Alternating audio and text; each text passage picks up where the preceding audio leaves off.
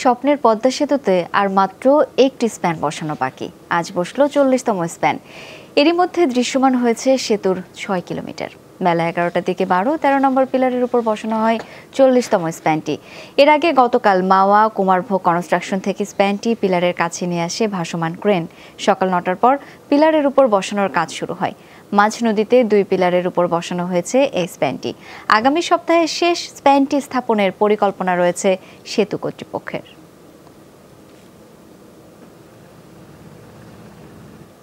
এই সংক্রান্ত আরও তথ্য জানতে আমরা এখন যাচ্ছি মাওয়া প্রান্তে সহকর্মী সাইফুদ্দিন রবিনের কাছে। রবিন, আর তো মাত্র একটি স্প্যান বসানো বাকি, সেই ব্যাপারে প্রস্তুতি কেমন দেখতে পাচ্ছেন?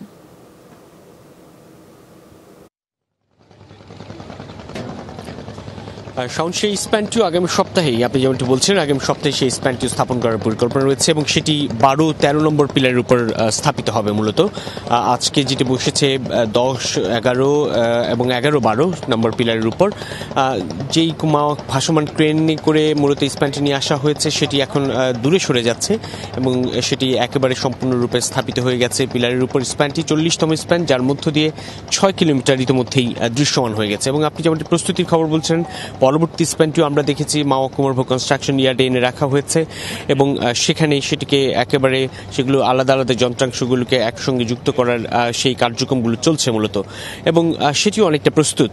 এখন যে কোনো দিন, আগামী সপ্তাহের যে কোনো দিন, মূলত ডিসেম্বরের দ্বিতীয় সপ্তাহ নাগাদ পরিকল্পনা এবং বিজয় দিবসের আগেই এই সর্বশেষ স্প্যানটিও স্থাপন করার পরিকল্পনা রয়েছে। 41টি স্প্যান 42টি পিলারের উপর মূলত স্থাপিত হবে এবং মাঝ নদীতেই বলা চলে, এই মাওয়া প্রান্তের মাঝ নদীতে এই স্প্যানটি স্থাপিত হবে, যার মধ্য দিয়ে সম্পূর্ণরূপে 6.15 কিলোমিটার দৈর্ঘ্যের সেতুর পুরোটাই দৃশ্যমান হবে। এবং ইতিমধ্যেই কিন্তু বলা চলে এই সুপার স্ট্রাকচার স্প্যান স্থাপনের প্রক্রিয়ায় এক ধরনের গতি এসেছে এবং সেই গতির কারণেই সর্বশেষ গত 2 মাসে 8টি স্প্যান স্থাপিত হয়েছে।